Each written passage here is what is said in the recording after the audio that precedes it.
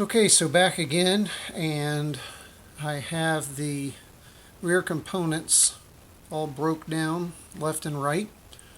Uh, as far as was able to go ahead and get the drive axles out and broken apart with all of the pieces that went in there. 1, 2, 3, 4, 5 pieces in there, 6 counting this bolt on and the axle.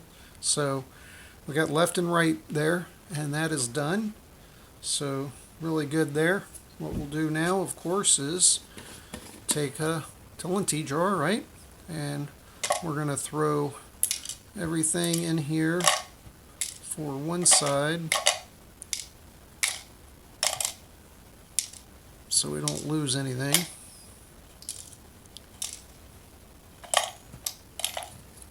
Put it away.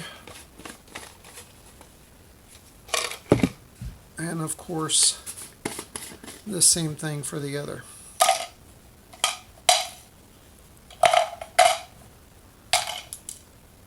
That way, when I get ready to clean everything up, I know where everything is for that particular subsection. All right. And now what we'll do is we're going to take this transmission and casing off of the main body and see what we can do with that. So let's go ahead and remove these 2 screws holding the sort of the, I guess it's the heat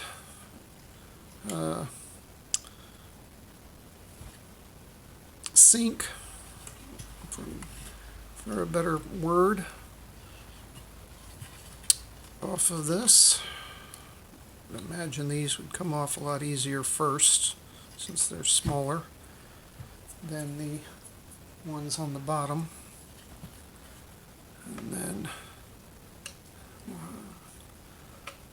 see how many of these we got to take off to get to it. Probably all 6 of these on the back side, it looks like. 3 on each side. It's a lot of torque holding the motor and the transmission together. They tell you not to use power tools when you're doing this, even battery operated ones, because you could risk stripping out the nylon. So it's all down to hand turning, but it's not a problem. I've turned a few screws in my day. So halfway there, get this one out and have 2 left, and hopefully this part will come apart for us and we'll be able to see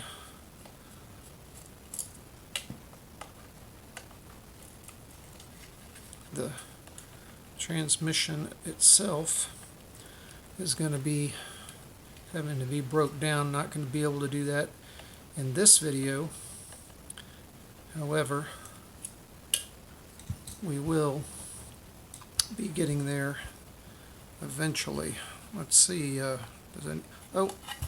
probably would help if we took these out too, since it's sort of holding it all together. So we'll take this little plate off the top.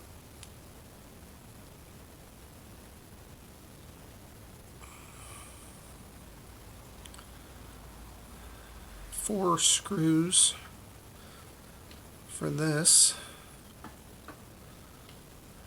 Now, I've seen somewhere in a catalog that I think it was the original catalog instruction manual I got that came with this car back in the day, talked about all of these white components like this were, I think they used the word either ready or fit for dyeing.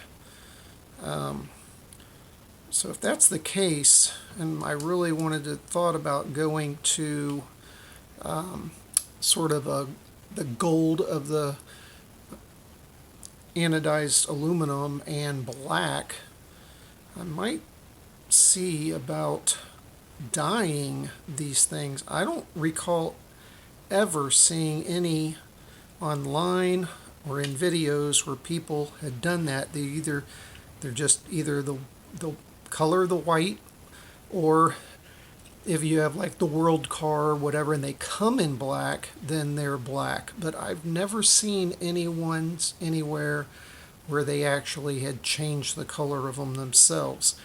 But according to the catalog and the instructions, they're made to be able to do that. Well, that screw wasn't holding much in, was it? Look at that. It was almost all the way backed out.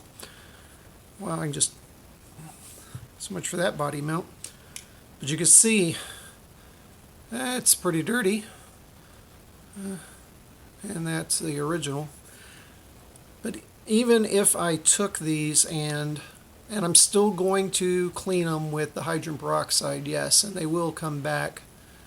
But then they'll eventually just turn again. So I'm really considering the whole dye process. I'm going to have to look more into that and find out. It would look pretty unique to have a car where the components are actually dyed, and it would not be out of the realm of possibilities, because even the manual from the 80s that I have says you can dye them. So even if I do it, it wouldn't be that far out. So there is that. And now I guess the only other thing left are two little screws here and the side bulkhead. Get these out. This video is going to probably run a little longer than normal, but I can't see making a whole other video just to remove this one last part. So this one's going to go a little longer. Bear with me. If you've made it through all the videos so far, you can make it through another extra long one here. At least I hope so. Because I am anxious to have this thing apart so that I can start the cleaning process and then, by Jove, start the rebuilding process, which leads finally to the playing process. So I can get out there and run this thing up and down the street and have some fun. Alright, do these unscrew? I bet they probably do. At least they turn. Oh, they just pull out. At least that's what... Once you break them free, got to use that climbing grip, but there's those.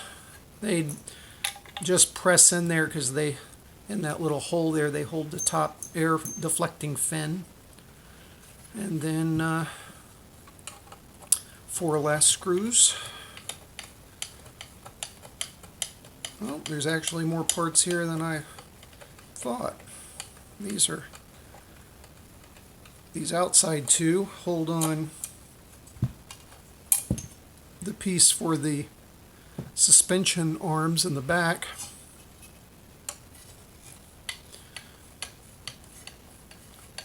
Where I thought I only had one piece left, and looky here, it's more than I thought.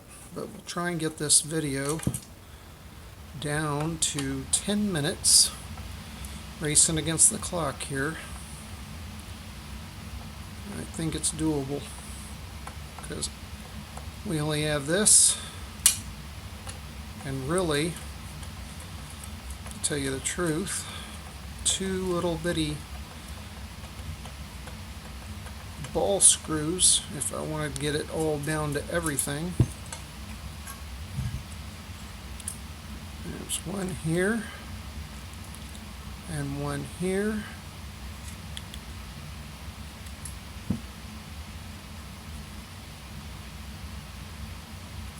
There's one.